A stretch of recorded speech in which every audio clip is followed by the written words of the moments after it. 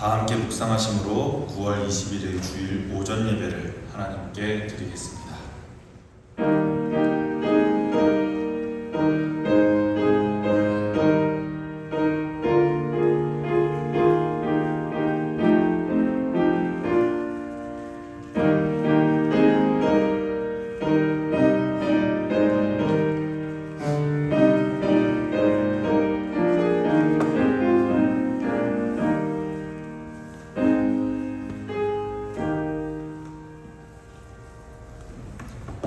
자비로우신 하나님, 오늘도 우리를 불러 교회에서 함께 모여 예배하게 하시니 감사합니다.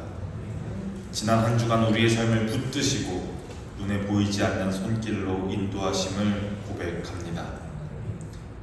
계절을 바꾸시며 선선한 가을바람을 보내주신 주님을 찬양합니다. 이 바람처럼 우리의 마음도 새롭게 하시고 주님의 숨결로 채워주시옵소서. 주님의 말씀을 들을 때 우리의 영혼이 새 힘을 얻게 하시고 찬양과 기도를 올릴 때 하늘의 위로와 기쁨이 우리 안에 충만하게 하여 주시옵소서.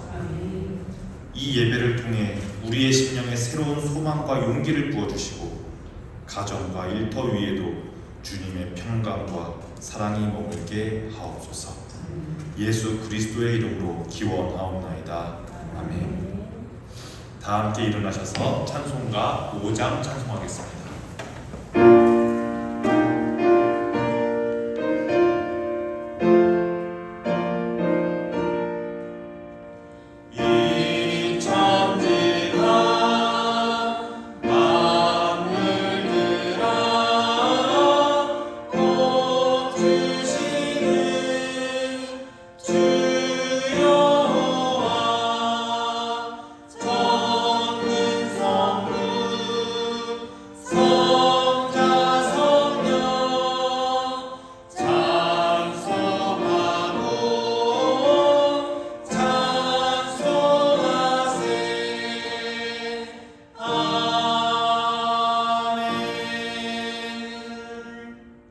찬송가 뒤편에 있는 성시를 교독합니다.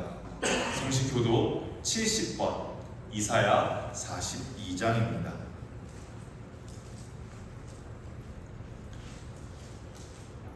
내가 붙드는 나의 종, 내 마음에 기뻐하는 자, 곧 내가 택한 사람을 보라.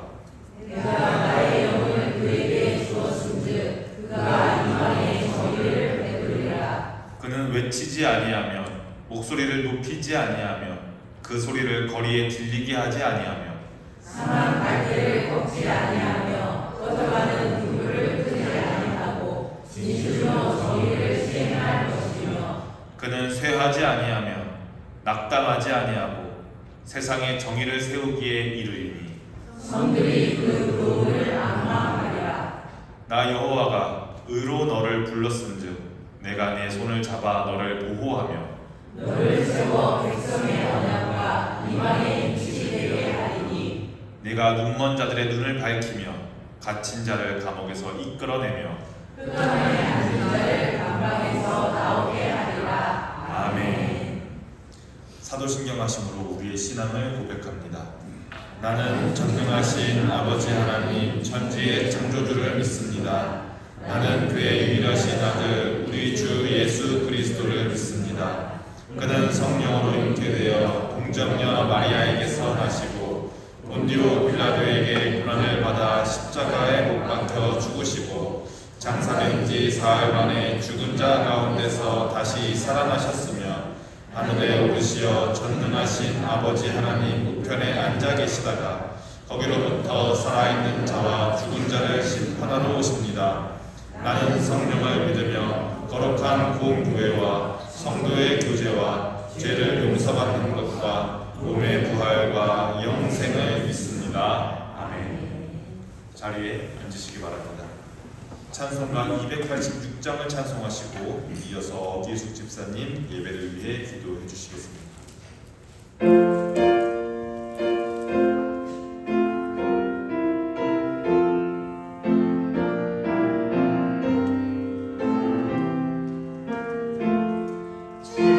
예수님 내 맘에요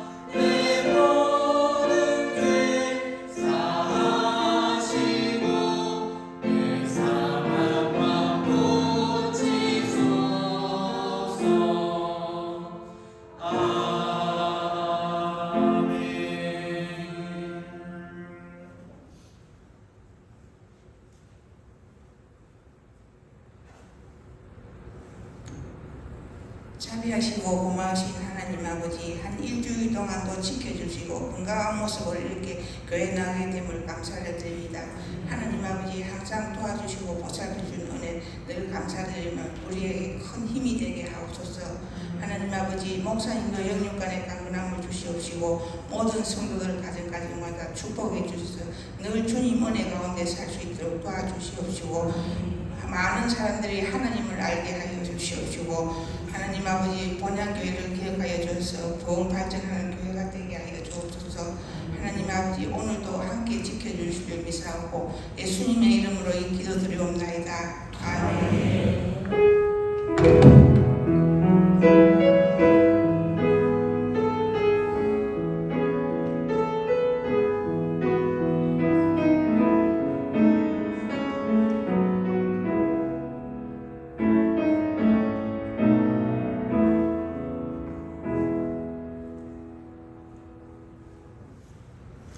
다 함께 찬송가 50장 3절 부르심으로 봉헌 찬양하겠습니다.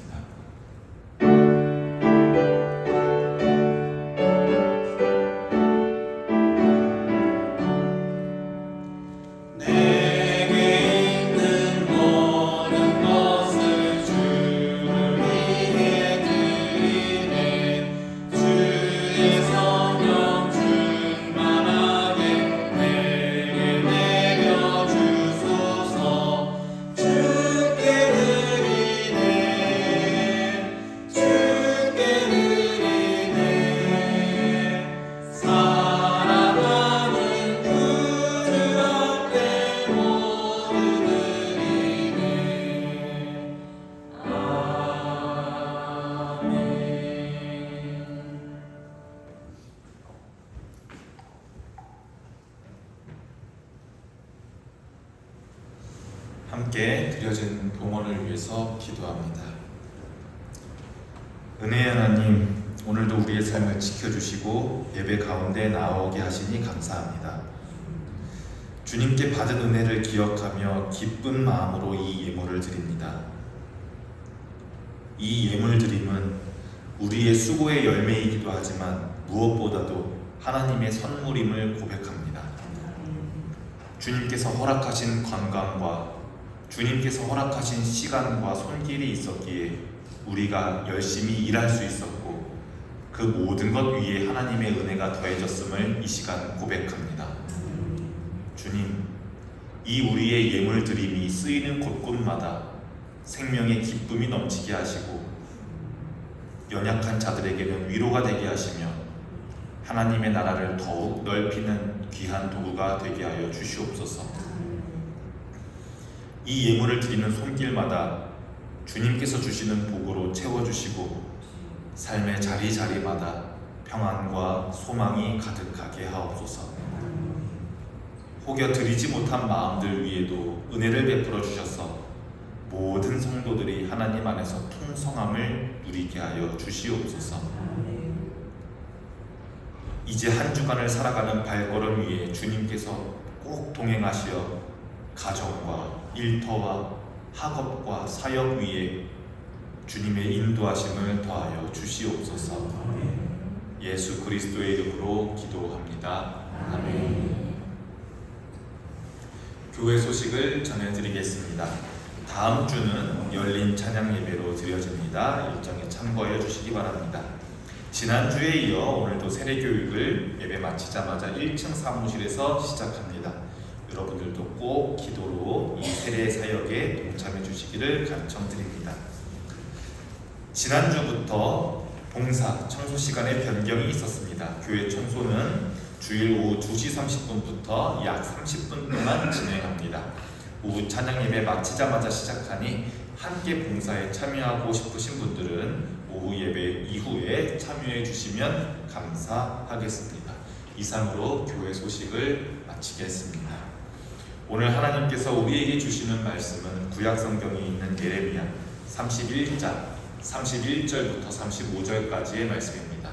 구약성경에 있는 예레미야 31장 31절부터 35절까지의 말씀, 구약 1102쪽에 있습니다.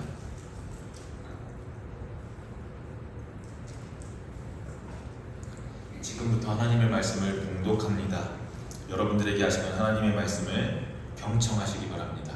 이것은 하나님의 말씀입니다. 여호와의 말씀이니라. 보라, 날이 이르리니 내가 이스라엘 집과 유다 집에 새 언약을 맺으리라.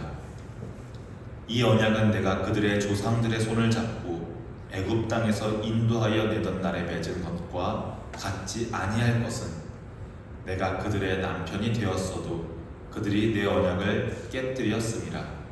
여호와의 말씀이니라. 그러나 그날 후에 내가 이스라엘 집과 맺을 언약은 이러하니 곧 내가 나의 법을 그들의 속에 두며 그들의 마음에 기록하여 나는 그들의 하나님이 되고 그들은 내 백성이 될 것이라. 여호와의 말씀이니라. 그들이 다시는 각기 이웃과 형제를 가르쳐 이르기를 너는 여호와를 알라 하지 아니하리니 이는 작은 자로부터 큰 자까지 다 나를 알기 때문이라. 내가 그들의 악행을 사하고 다시는 그 죄를 기억하지 아니하리라. 여호와의 말씀이니라. 여호와께서 이와 같이 말씀하셨느니라. 그는 해를 낮에 빛으로 주셨고 달과 별들을 밤에 빛으로 정하였고 바다를 뒤흔들어 그 파도를 소리치게 하나니 그의 이름은 만군의 여호와이니라. 아멘.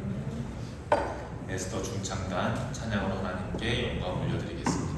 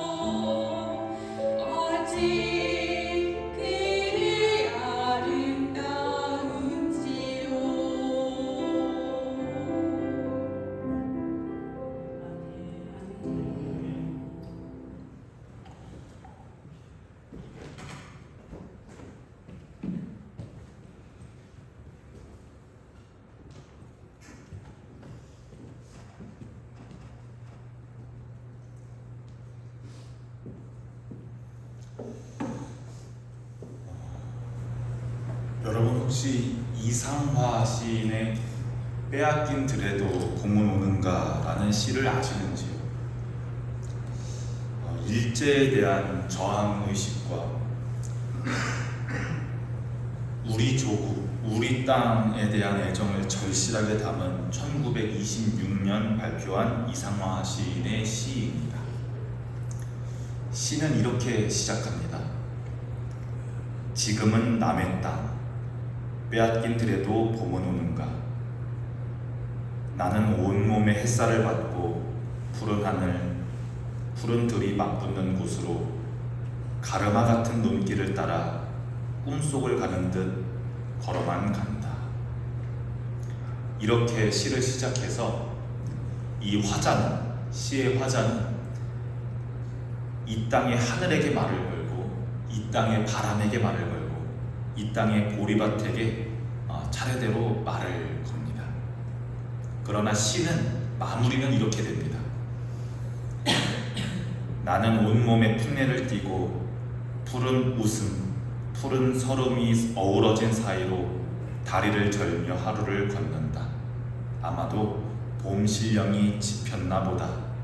그러나 지금은 들을 빼앗겨 봄조차 빼앗기겠네. 이렇게 시가 마무리됩니다. 땅을 빼앗겨서 우리가 겨울을 지나 너무나도 당연하게 맞이하는 봄조차, 원래 우리 것이었던 봄조차도 빼앗긴 슬픔을 이 시인은 노래합니다. 우리는 지난주에 이사야 선지자라고 하는 아주 방대한 분량의 예언을 했던 선지자를 보았습니다. 북이스라엘이 아수르에게 이미 멸망하고 이제는 바로 아래에 있는 남유다가 아수르의 간섭을 받을 때 그 아수르마저도 하나님께서 사용하시는 도구라고 말하며 이새의 싹에서 날 그분을 기다리며 절대 포기하지 말자고 하던 선지자가 바로 이사야 선지자였습니다. 이사야 선지자가 죽고 한 50년 정도가 지난 이후에 예레미야 선지자는 하나님의 말씀을 전달하는 예언자로 활동합니다. 오늘 우리가 읽은 예언자가 이사야로부터 약 한 50년 정도 이후에 하나님의 말씀을 받은 예언자입니다. 이 예레미야 선지자가 활동할 때, 그러니까 이사야로부터 50년이 지난 지금은 남유다의 마지막 왕 시드기야 왕이 두 눈이 뽑히고 바벨론으로 끌려가고 조국이 무너지고 이제 어린이들, 여인들, 노인들이 포로로 끌려가는 그런 상황을 예레미야는 목도하고 있는 선지자입니다. 이 나라의 무너짐을, 조국의 주권 뺏김을 경험한 선지자는 너무나도 슬프지만 동시에 하나님께서 주실 새로운 희망을 선포해야만 하는 무거운 사명을 아주 가지고 있었습니다. 여러분, 절망 가운데 있는 친구에게 너무너무 어려운, 그래서 선뜻 이렇게 하면 될 거야, 저렇게 하면 될 거야 라는 말을 꺼내기가 어려운, 정말 어려운 가운데 있는 친구에게 힘내, 잘 될 거야, 우리 희망 잃지 말자, 이런 말이 쉽게 떼어지시던가요?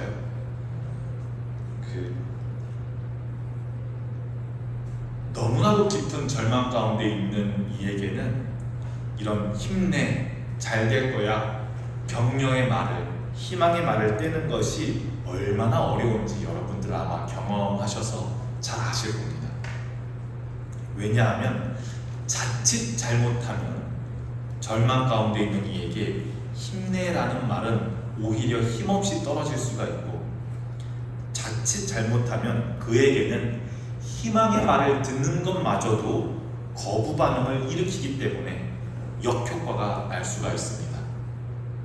그래서 지금처럼 많은 백성들은 이미 나라가 망해버렸고, 이미 우리의 왕이 두 눈이 뽑혀 포로로 끌려가 버렸고, 이미 하나님이 우리를 떠나버리셨는데 무슨 여호와의 말씀이냐며 예레미야 선지자의 메시지는 많은 백성들에게 환영받기보다는 아멘으로 화답받기보다는 거부되었고 조롱의 대상이었고 심지어는 박해의 대상이었습니다.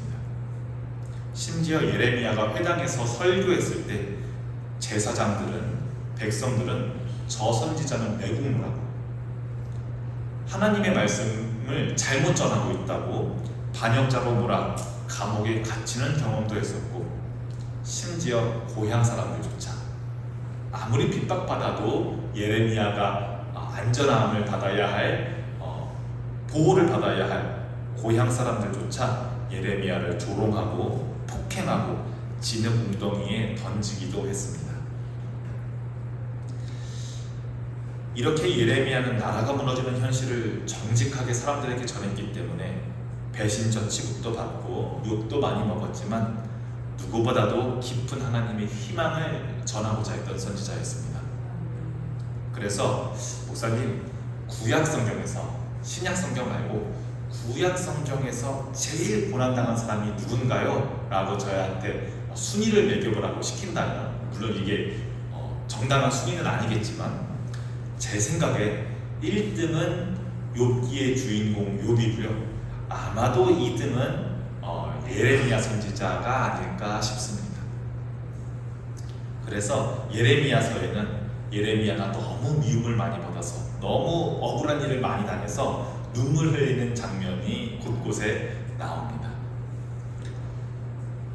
예레미야는 단순히 심판만 선포하는 게 아니라 심판받을 수밖에 없는 백성들을 끌어안으면서 함께 우는 그런 감수성이 꽤나 뛰어난 사람이기도 했습니다.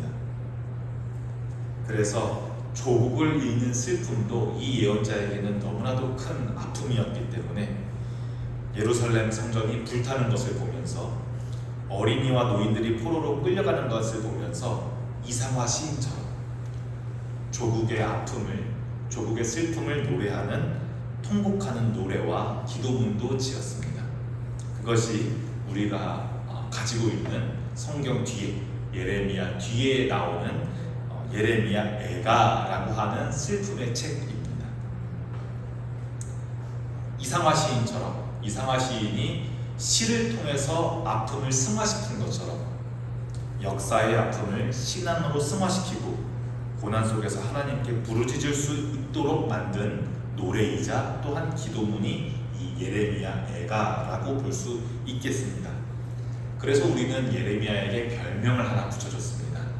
눈물의 선지자라는 별명을 이 예레미야 선지자는 가지고 있습니다. 오늘 우리가 읽은 예레미야 31장 말씀은 이렇게 나라를 잃은 와중에 하나님께서 예레미야에게 주시는 말씀입니다. 제가 31절을 읽습니다. 여호와의 말씀입니다. 보라, 날이 이르리니 내가 이스라엘 집과 유다 집에 새 언약을 맺으리라. 이 언약은 내가 그들의 조상들의 손을 잡고 애굽 땅에서 인도하여 내던 날에 맺은 것과 같지 아니할 것은 내가 그들의 남편이 되었어도 그들이 내 언약을 깨뜨렸음이라. 여호와의 말씀이니라. 하나님께서 예레미야에게 이제 옛 언약 말고 새로운 언약을, 새 언약을 맺자고 하십니다. 사실 원래부터 이스라엘 백성들은 하나님과 언약 관계 안에 있었습니다. 언약 관계가 없었던 것이 아닙니다. 옛날 옛적 창세기 12장부터 나오는 아브라함과 이삭과 야곱과 맺은 언약을 하나님께서는 잊지 않고 계시다가 출애굽 이후에 모세라고 하는 리더를 중보자로 삼아서 시내산 아래에서 온 이스라엘 백성들과 한 명도 빼지 않고 온 이스라엘 백성들과 언약 관계를 맺으셨습니다. 그리고 그 언약 관계가 어디에 적혀져 있었나요? 돌판에. 그 언약을 돌판에 새겨 하나님께서 주신 말씀으로 율법이라는 것을 받았습니다. 그런데 예레미야를 읽어보니, 지금 와서 보니 누가 그 언약을 깨뜨렸습니까? 우리가 그 언약을 깨뜨렸습니다. 하나님께서 남편 되어졌음에도 불구하고 우리가 그 언약을 깨뜨렸습니다. 그래서 하나님께서는 이제는 그 옛날 언약, 모세가 시내산에서 받은 십계명, 그리고 십계명을 포함한 그 율법들을 이제는 옛 언약을 파기하고 새로운 언약을 맺겠다고 말씀하십니다. 그런데 이 새롭게 맺어지는 언약은 이전처럼 돌판에 새기는 언약이 아니라 돌판에 새긴 다음에 언약궤 안에 넣어서 율법이라는 이름으로, 법이라는 이름으로 항목 항목을 지켜야 하는 언약이 아니라 그들의 마음속에 기록하여 나는 그들의 하나님이 되고 그들은 나의 백성이 되는 언약이라고 말씀하십니다. 이 말씀만 두고 보면, 이 말씀을 한번 자세히 보면 마치 구약의 예언서 안에 신약의 예고편인 건가 하는 모습이 보이는데요. 예레미야의 이 예언은 이제 더 이상 외적인 제도와 강제와 법이 언약의 본질이 아니라 내적인 변화와 내적인 관계가 언약의 본질임을 우리에게 잘 보여줍니다. 그 장면을 우리가 33절을 같이 읽으며 한번 보겠습니다. 예레미야 31장 33절의 말씀입니다. 시작. 그러나 그날 후에 내가 이스라엘 집과 맺을 언약은 이러하니 곧 내가 나의 법을 그들의 속에 두며 그들의 마음에 기록하여 나는 그들의 하나님이 되고 그들은 내 백성이 될 것이라 여호와의 말씀이니라. 아멘. 그렇습니다. 이제는 돌판에 기록하지 아니하고 그들의 속에 두고 그들의 마음에 기록합니다. 뒤이어 34절과 5절도 함께 읽습니다. 시작. 그들이 다시는 각기 이웃과 형제를 가리켜 이르기를 너는 여호와를 알라 하지 아니하니 이는 작은 자로부터 큰 자까지 나를 알기 때문이다. 내가 그들의 악행을 사하고 다시는 그 죄를 기억하지 아니하리라. 여호와의 말씀이니라. 여호와께서 이와 같이 말씀하셨느니라. 그는 해를 낮에 빛으로 주셨고 달과 별들을 밤에 빛으로 정하였고 바다를 뒤흔들어 그 파도로 소리치게 하니 그의 이름은 만군의 여호와이니라. 그렇습니다. 이제는 하나님과의 언약이, 하나님의 법이 돌판에 기록되지 않았기 때문에 형제를 향하여서, 이웃을 향하여서 야, 너 지켰어? 너 여호와의 율법 지켰어? 너 여호와를 알아야 돼. 너 여호와의 율법을 지켜야 돼. 이제 이런 말을 하지 않습니다. 왜냐하면 이미 작은 자로부터 큰 자까지 다 여호와를 알기 때문입니다. 하나님을 향하는 씨앗이 우리 안에 있기 때문입니다. 그래서 예레미야는 이렇게 선포합니다. 지금 시대적인 상황은, 지금 내가 처한 역사적인 현실은 수도는 파괴되었고 국민들은 포로로 끌려가는 절망의 한복판이지만 하나님은 새로운 약속을, 이전과는 완전히 다른 언약을 맺을 것을 약속하는 이러한 예언을 선포합니다. 이 새 언약의 특징은 크게 세 가지로 꼽아볼 수 있을 것 같습니다. 우리가 읽은 말씀을 보아하니, 우리가 읽은 말씀을 미루어 보아 새 언약은 옛 언약과 다른 특징이 있습니다. 첫 번째로는 이전에는 율법이었던 것이, 이전에는 돌판에 새겨야 했던 말씀이 이제는 여러분들 마음에 새겨집니다. 하나님의 말씀이 외면화되어서 나타나는 것이 아니라 내면화되어서 나타납니다. 그러기에 여러분, 무엇을 해야 한다, 무엇을 지켜야 한다라는 외면적인 말에 사로잡히지 마십시오. 양심의 말에 기울이십시오. 성령께서 여러분 안에서 하시는 말씀에 기울이십시오. 하나님의 법은 이제 더 이상 바깥에 있지 않습니다. 하나님의 말씀은 안에 있습니다. 둘째로, 제가 빨간색으로 표시했었는데 그들의 죄를 다시는 기억하지 아니하리라 라고 말씀하셨습니다. 이 언약은 조건적인 용서가 아니었습니다.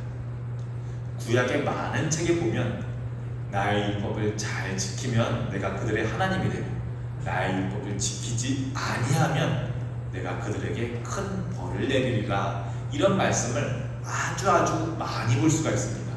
그런데 이 언약은 이제 그런 언약이 아닙니다. 잘 지키면 복 받고 안 지키면 벌 받고 하는 그런 언약이 아니라 조건적인 용서가 아니라 무조건적인 용서이고 다시는 죄를 묻지 않는, 그 죄를 지었음을 기억하지도 않으시는 그런 언약입니다. 마지막으로 셋째, 이 언약은 절대 변하지 않습니다. 언제나 태양이 있어 우리에게 낯이 있는 것처럼, 언제든 밤이 되면 달과 별이 우리 눈앞에 나타나는 것처럼, 그리고 바닷물이 마르지 않는 것처럼 이 언약은 변하지 않는 확실성을 가지고 있습니다. 그렇기 때문에 새 언약은 옛 언약과는 다르게 바깥에 있는 것이 아니라 안에 있고, 조건적인 언약이 아니라 무조건적인 언약이고, 옛 언약처럼 파기될 언약이 아니라, 파기되어 버린 언약이 아니라 영원히 지켜질 변치 않는 확실성을 가지고 있는 언약입니다. 자, 그러면 이제 여러분들에게 묻고 싶습니다. 여러분들은 새 언약 안에 계십니까? 아니면은 여전히 옛 언약 안에 계십니까? 우리는 새 언약 안에 있습니다. 그러니 우리 신약 성경, 신약, 새로운 언약이라는 말씀을 우리가 붙들고 그 말씀 안에 있는 예수님을 그리스도로 믿고 이 자리에 나와 있는 것입니다.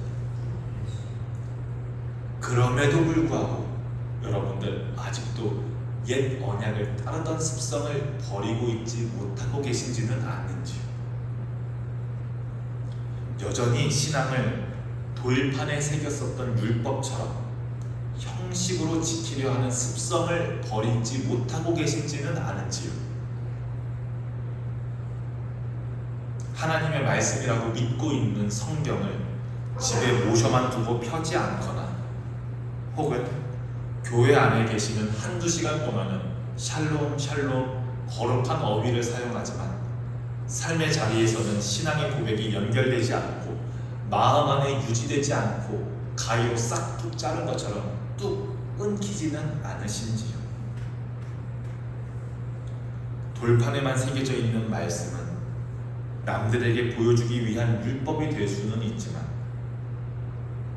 돌판에만 새겨져 있는 말씀은 나의 삶에 부담이 되고 지켜야 하는 율법이 되어서 나를 억누르지만, 마음에 새겨진 말씀은 여러분들의 삶에 힘이 되고 여러분들을 변화시키고 여러분들을 인도하는 줄로 믿습니다.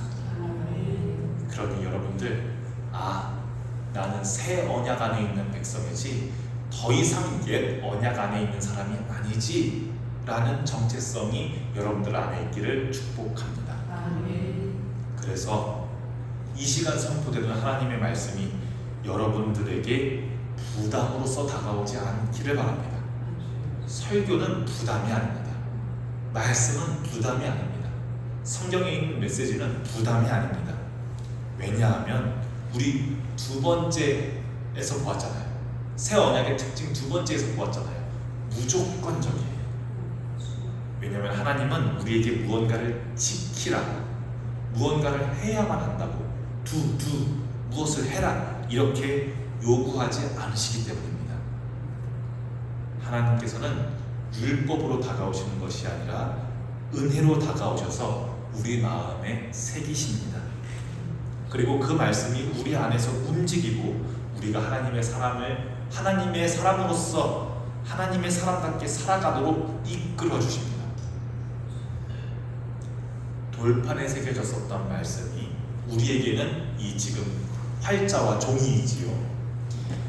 이 종이에 새겨진 말씀이 이제는 여러분의 가정과 일터에서, 여러분들의 관계 속에서 말씀이 종이에 새겨진 것이 아니라 여러분들 마음 안에 새겨져서 살아있는 고백이 되기를 주님의 이름으로 축복합니다.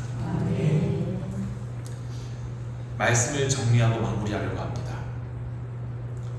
예레미야 선지자는 나라가 무너지고 백성들이 포로로 끌려가는 절망의 한복판에서 지금 이 말씀을 전했습니다. 사람들은 당연히 믿지 않았습니다. 무슨 새 언약이냐고 아마 콧방귀를 꼈을 겁니다. 원래 있었던 언약도 안 지켜주는데 무슨 새 언약이냐고 아마 손가락질 받고 핀잔 들었을 겁니다. 사람들은 믿지 않았고 오히려 조롱했지만 하나님은 그 눈물의 선지자를 통해 변치 않는 소망을 지금 여기 있는 여러분들에게, 지금 여기 있는 우리에게 주고 계십니다. 이상화 시인의 빼앗긴 들에도 봄은 오는다 라는 시처럼 빼앗긴 들에도 봄이 찾아오는 것처럼 하나님께서는 절망의 땅에도 봄을 주시는 분입니다. 언약이 파기된 와중에서도 새로운 언약을 주시는 분입니다. 그리고 우리는 그 봄이, 그 새로운 언약이 예수 그리스도를 통해 찾아왔음을 믿는 사람들입니다. 여러분들은 지금 그 믿음 때문에 하나님의 말씀을 들으려고 이 자리에 오셨고 이 자리에서 예배드리고 계십니다. 예수님의 말씀과 예수님의 사역과 예수님의 십자가 죽으심과 그럼에도 불구하고 예수님의 다시 사심, 부활로 완성된 이 새 언약, 그것을 우리는 소망으로 믿고 살아가는 사람들입니다. 여러분들, 그렇기 때문에 다시 돌판을 찾지 마십시오. 다시 율법을 찾지 마십시오. 다시 여러분들을 올가매는, 다시 여러분들을 무겁게 짓누르는 그것에 기대거나 그것을 의지하지 마십시오. 왜냐하면 하나님께서는 새로운 언약을 돌판이 아니라 이 종이가 아니라 우리의 마음에 새로운 언약을 새겨주셨기 때문입니다. 그 마음에 새겨진 언약은 변치 않는 약속으로 우리를 하나님께 꼭 붙어있게 접착제처럼 붙들고 있습니다. 사랑하는 본향교회의 모든 성도 여러분, 이 새 언약을 마음 깊이 받아들이고 하나님의 말씀을, 여러분들 마음 안에 있는 하나님의 말씀을 삶으로 살아내셔서 오늘도 그리고 내일도 흔들리지 않는 소망으로 걸어가시는 제가 되기를, 그리고 여러분들이 되기를 주님의 이름으로 축복합니다. 기도합니다. 은혜의 하나님, 오늘도 우리에게 변치 않는 언약의 말씀을 예언서를 통해 들려주심을 감사합니다. 예레미야 선지자가 눈물로 전했던 소망의 말씀을 통해 우리의 마음에도 주님의 언약이 새겨짐을 고백합니다. 주님, 우리는 여전히 연약해서 돌판에만 새겨진 말씀처럼 겉으로만 믿음을 보일 때가 많이 있음을 이 시간 고백합니다. 그러나 성령께서 우리의 깊은 마음에 말씀을 기록해 주셔서 삶으로 고백하는 신앙으로 거듭나게 하여 주시옵소서. 우리의 죄를 기억하지 않으시고 다시 묻지 않으시는 주님의 자비를 의지합니다. 이제는 말씀을 마음에 새기고 우리 한 명 한 명이 가정에서, 일터에서, 그리고 공동체 속에서 하나님의 백성답게 살아가도록 인도하여 주시옵소서. 오늘 우리는 말씀을 통해서 절망 속에서도 소망을 주시는 하나님을 바라봅니다. 돌판이 아닌 우리의 마음의 언약을 새기신 그 은혜를 붙들고 오늘도 흔들리지 않고 믿음으로 걸어가게 하옵소서. 예수 그리스도의 이름으로 기도합니다. 아멘. 다 함께 일어나서 화성의 찬양을 부르시겠습니다.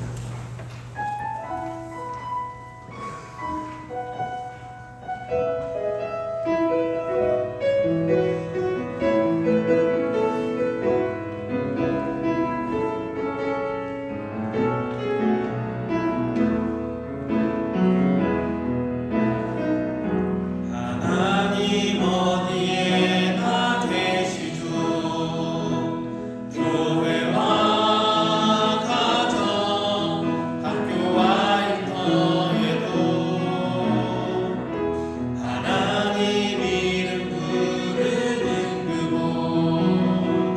그곳에 주 계시니 그곳이 바로 교회라. 내가 선 그곳이 어디라도 여전히 주님 나와 함께 계시니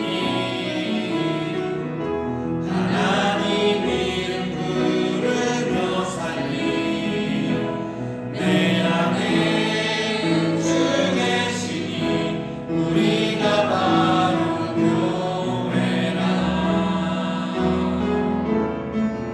우리 모여서 예배하고 흩어져서 예배해요.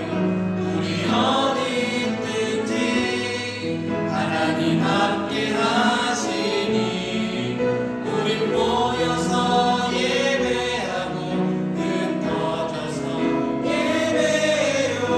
우리 어디 있든지 오직 주님만 예배합니다.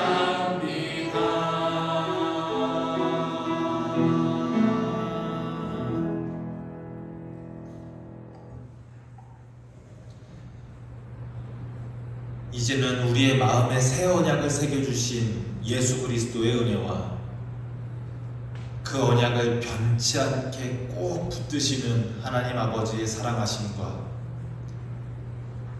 날마다 우리 속에 말씀을 살아 움직이게 하시는 성령님의 교통하심이